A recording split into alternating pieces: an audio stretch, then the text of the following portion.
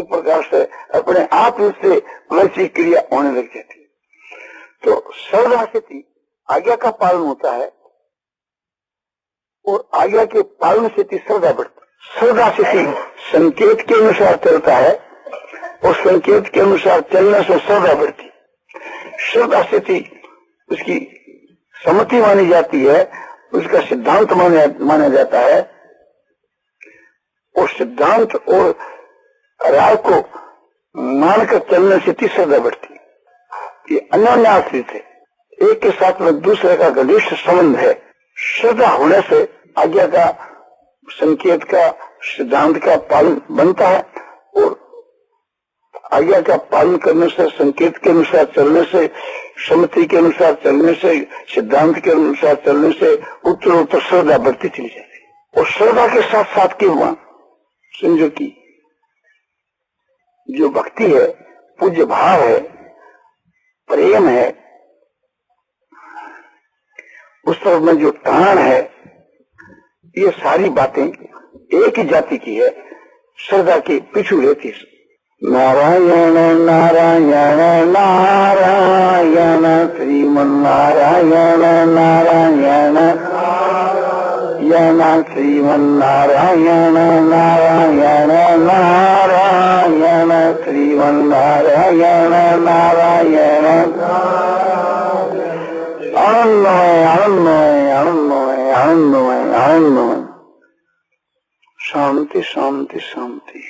के वहां आई के शास्त्रों में जो वचन है वे महापुरुषों के वचन हैं और उन वचनों को गीता, रामायण, भागवत आदि को हम लोग पढ़ते हैं, सुनते हैं, बांटते हैं एक प्रकार से, किंतु एक प्रकार से उनका आदर नहीं करते हैं, इसलिए लाभ से वंचित रहते हैं। हम लोग जितना खान पान को, आराम को एक जितना महत्व देते हैं, इतना एक प्रकार साधन को नहीं देते।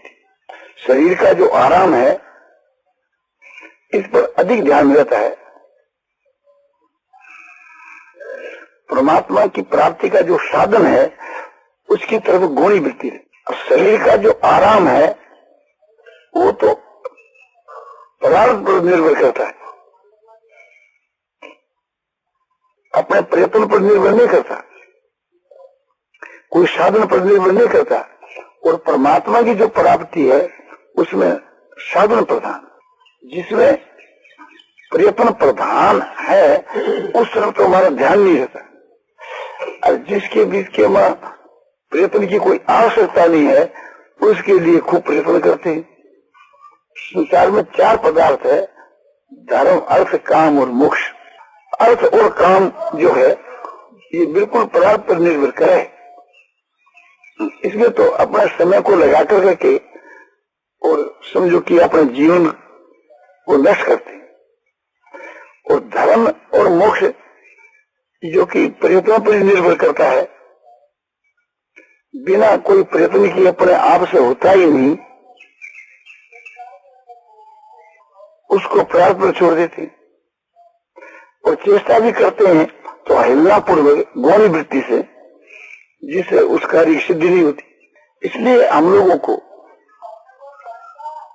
साधन की तरफ में विशेष चेष्टा करनी चाहिए और खान पान इत्यादि की तरफ में गौण चेष्टा करनी चाहिए। गौण करने से वो मुख्य हो जाती है, और यहाँ हम प्रधान की चेष्टा करते हैं तभी गौण हो जाती है। तो इसलिए उसके लिए तो एकदम हमको अनंत चेष्टा करनी चाहिए, तब कोई मुख्य हो सकती है। केवल अपना जीवन इस काम के लिए मान देना चाहिए। पूर्व के जमाने के बीच के जो ऋषि मुनि लोग थे तो वे बड़े तत्परता के साथ में चेष्टा करते थे, खान पान और शरीर की परवाह नहीं करते थे। सर्दी, गर्मी या समझो कि वर्षा और हवा का, सर्दी, गर्मी, वर्षा और हवा की परवाह नहीं करते थे और बैरा के नशे में चूर रहते थे। सारा भोगों की एकदम अवहेलना रखते थे, उनके दास नहीं थी और हम लोग उनके दास हैं, जरा भी कष्ट नहीं सह सकते। जरा भी तकलीफ नहीं सह सकते, पहला उसका इंतजाम करते। कहीं जरा चोट लगी या कहीं पेट दुखता है या कहीं एक प्रकार से खाने पीने के लिए कोई चीज का आराम नहीं है, एकदम पराधीन हो और दूसरों से काम कराना या सेवा कराना एक प्रकार से इसको एक अपना कर्तव्य सा मान लिया, उल्टी बात मानती। अपने खान पान और सम्मान आदि के अपने लिए कोई चीज की दरकार हुए तो अपना जो एक प्रकार से जैसे हमारे कोई चीज की दरकार हुई तो 2 नौकर पहरा देते हैं और 3 नौकर चौका बर्तन आदि के घर शाम को हमारे मिलकर के काम करते हैं। दोनों आदमियों के मिलकर के 5 नौकर है और फिर घर के आदमी जो भोजन करने वाले चौके में कई आदमी हैं, सब मनुष्य हैं, फिर भी एक प्रकार से दूसरों से सेवा कराने की इच्छा रखते हैं। तो ये एक प्रकार का पतन है, एक प्रकार से पराधीनता है। यहाँ हमारे आने का उद्देश्य तो था दूसरा ही, उसकी उम्र सफल नहीं हो रही। उद्देश्य तो ये था थोड़ा अपना जो जीवन में जाकर के उपरांता से और वैराग से बिताएं, और बल्कि और जैसे समझो कि पराधीन होकर के बिताना, ऐसा बिकता है। तो इससे तो स्वर्गाश्रम भी अच्छा, जो अपने प्रबंध में रहते हैं, पैसों के प्रबंध में रहते हैं, दूसरे का ऋण तो नहीं चलता ना। तो ये एक प्रकार से दिन पर दिन उन्नति होनी चाहिए अपने से,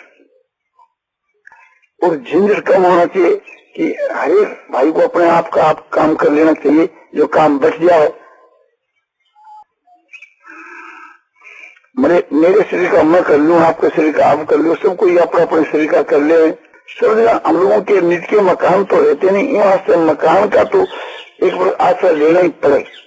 देशांतर में घूमे तो उसका कोई उपाय नहीं,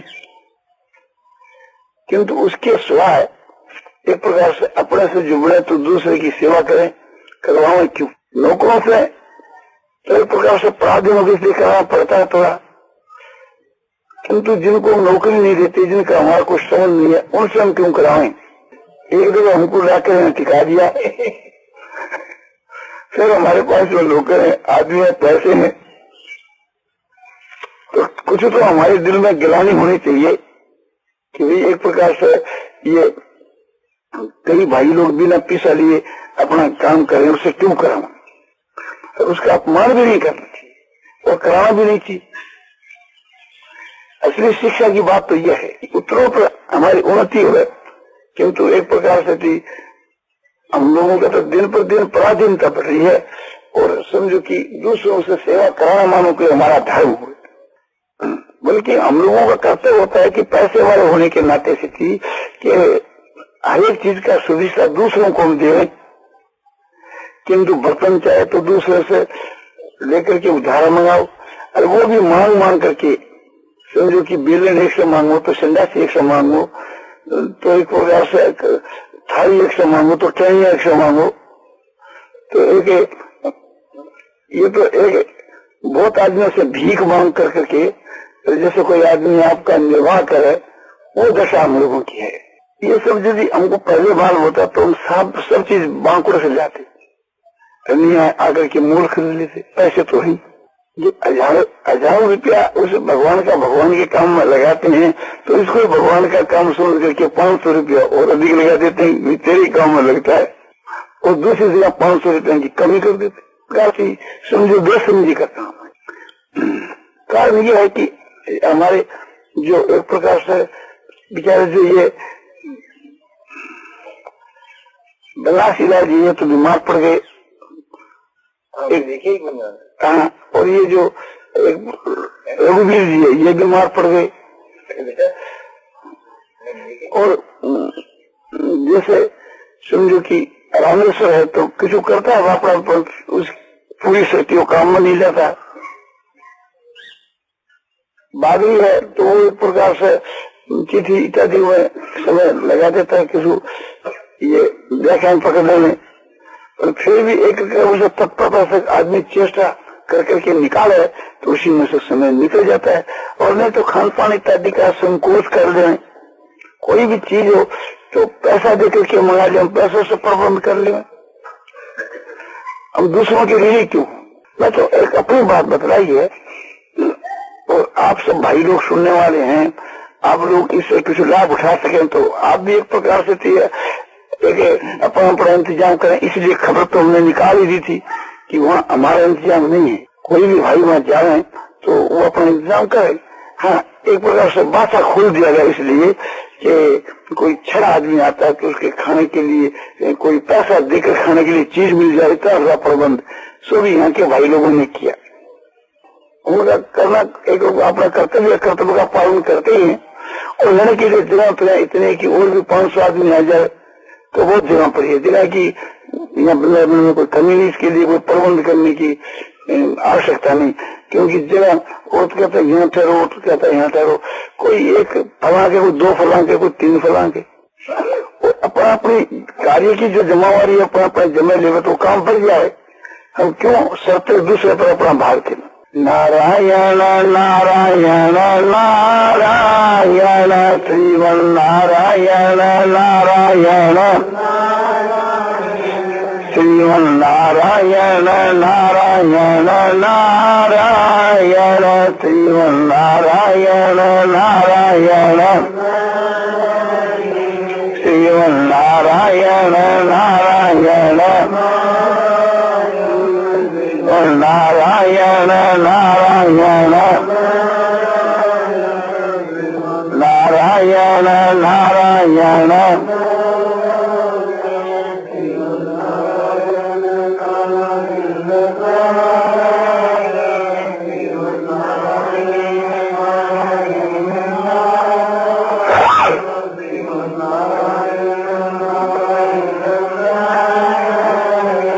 श्यामल रामचंद्र की जय। मोर मोट बंसी वाली।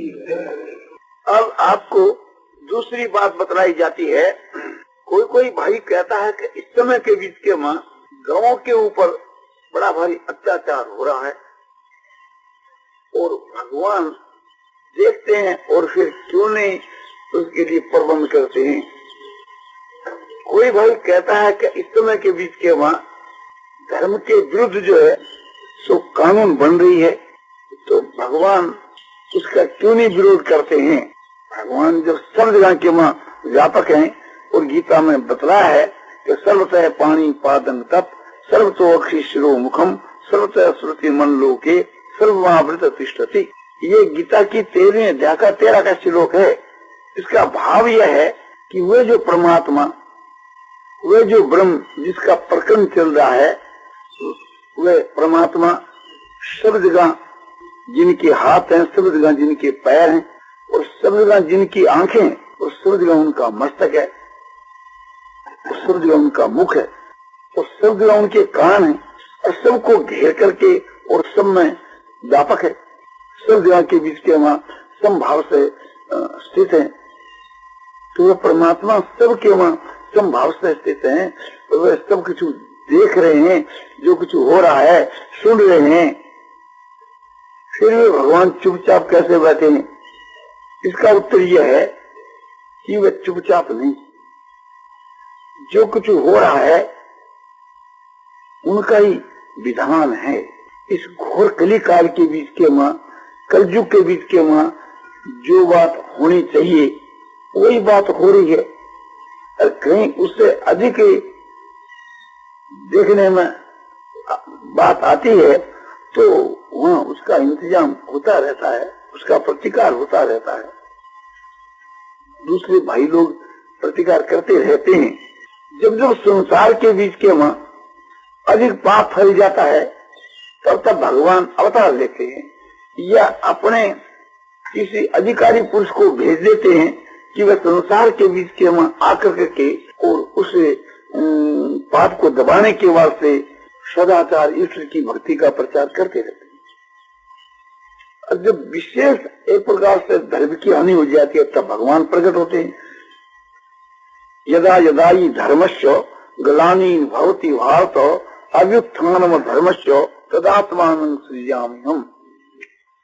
जब जब धर्म की हानि होती है और जब जब पाप की वृद्धि होती है तब तक भगवान कहते हैं कि मैं अपने आप को रचता हूँ, यानी मैं संसार में अवतार लेता हूँ।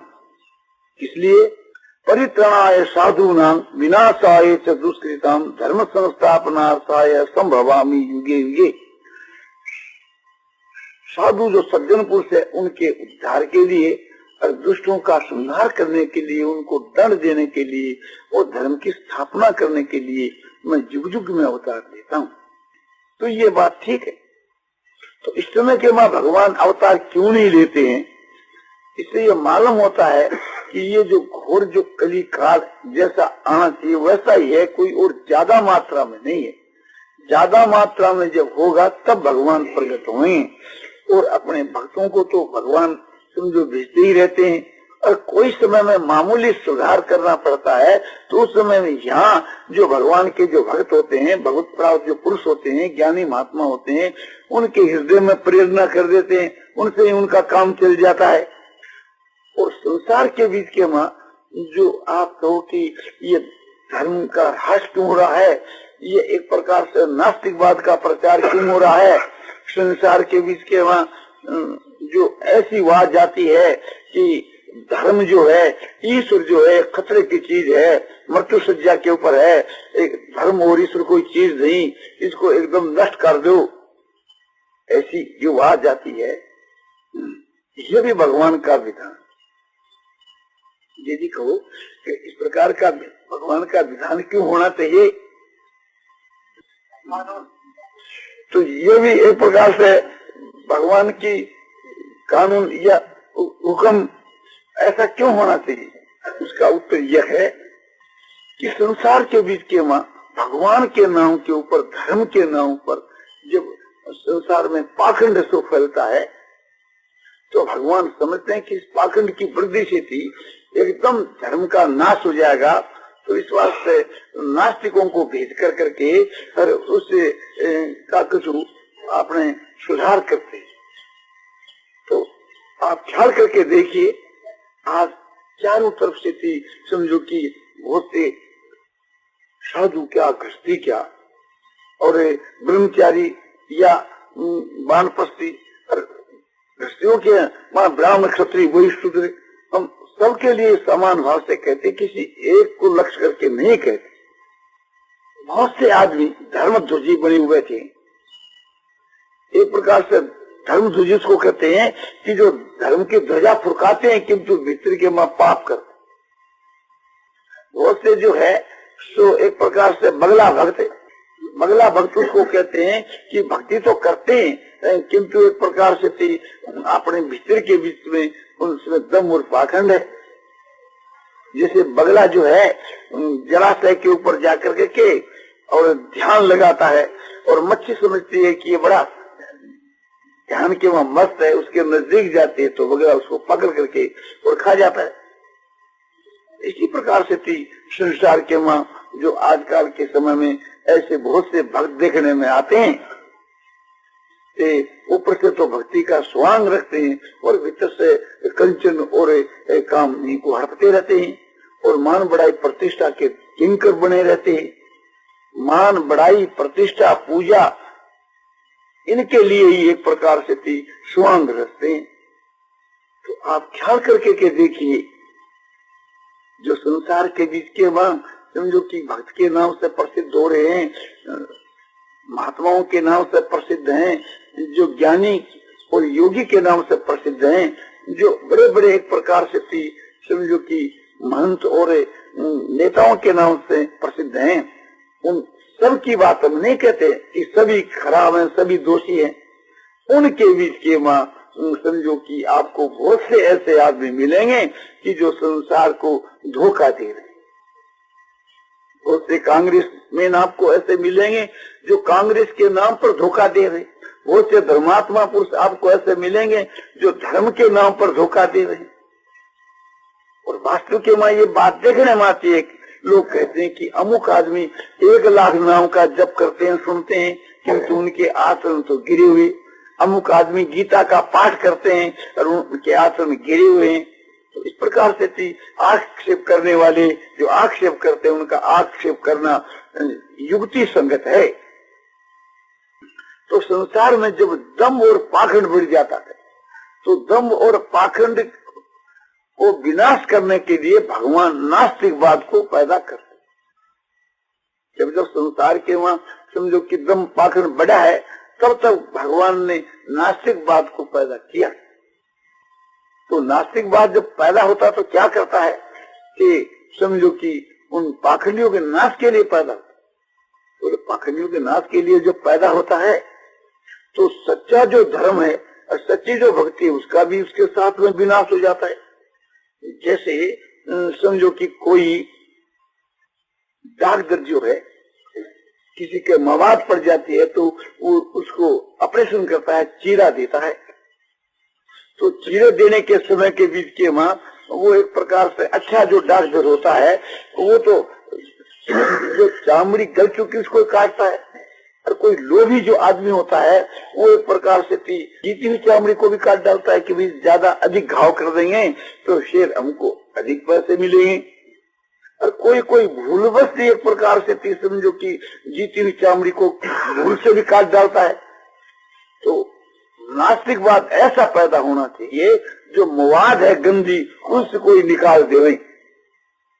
तो बोलो नास्तिक जो तो नास्तिक ही ठहरे, वो तो समझो कि फिर नीति नहीं देखते, वो तो एकदम साफ करना ही चाहते, किंतु फिर उसकी रक्षा के लिए भगवान संसार में जो सच्चे भक्त जो पैदा कर रखे हैं, सच्चे जो धर्मात्मा जो पैदा कर रखे हैं वो चिल्लाते हैं धर्म डूबा, अरे समझो ईश्वर की भक्ति और धर्म पर आघात हो रहा है, दौड़ो चलो रक्षा करो। तो उनकी जो चिल्लाहट जो है वो फिर उसे अच्छी सच्ची वस्तु को रोक देती। अभिप्राय यह है कि जब वो डॉक्टर छुरी चलाता है और वो लड़का एक प्रकार से रोता है, जो उसका कच्चा मांस करता है तो रोता है, तो घर वाले सब खड़े उनको दया आ जाती है कि ठीक साथ इलाज करो। देखो लड़का रोता है तो फिर दूसरे आदमी उनको कहने लग जाते हैं तो उसकी छुरी रुक जाती है। जो वास्तव में गंदा मांस तो कर जाता है, मवाद निकल जाती है और वो वास्तविक जो कच्चा जो मांस है बच जाता है। तो जो नास्तिक लोग एक प्रकार से ये पुकार करते हैं कि धर्म कोई चीज नहीं, ईश्वर कोई चीज नहीं, धर्म और ईश्वर के नाम के ऊपर समझो कि दम और पाखंड फैल रहा है, तो उनका कहना भी ठीक है।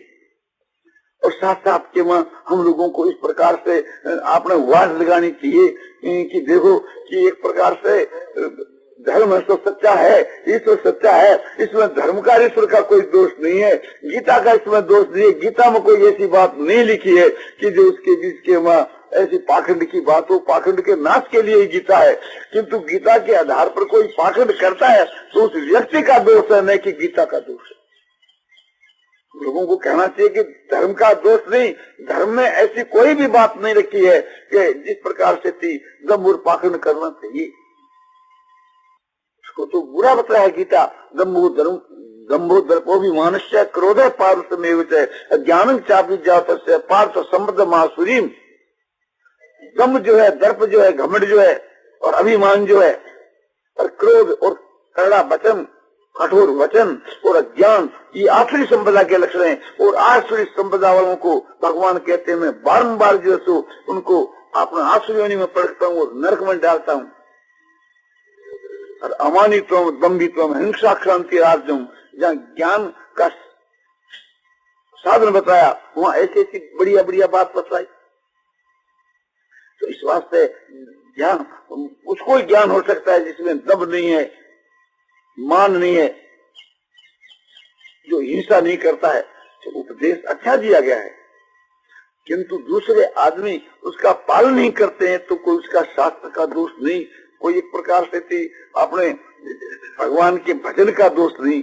भजन का फल ये नहीं कि उसके वहां समझो कि बुरी बात आवे।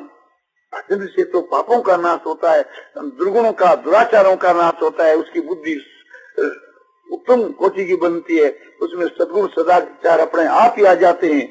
किंतु ये व्यक्ति का दोष है उनकी जो भगवान के नाम के ऊपर जो पाप करते, इसलिए उनको दंड होना चाहिए। इस प्रकार हम लोगों को चिल्लाना चाहिए तो हमारी आवाज एक तरफ उठेगी तो वो आवाज काम करेगी। तो इसलिए एक प्रकार से हमको ये समझना चाहिए कि जो गौं की हिंसा करते हैं, एक प्रकार से और समझो कि जो संसार में अधर्म करते हैं, संसार के बाद नास्तिकता का प्रचार करते हैं, भगवान के भजन की बदनामी करते हैं, गीता की बदनामी करते हैं, मनुस्मृति की बदनामी करते हैं और धर्म के पालन करने वालों की बदनामी करते हैं, तो करने दो।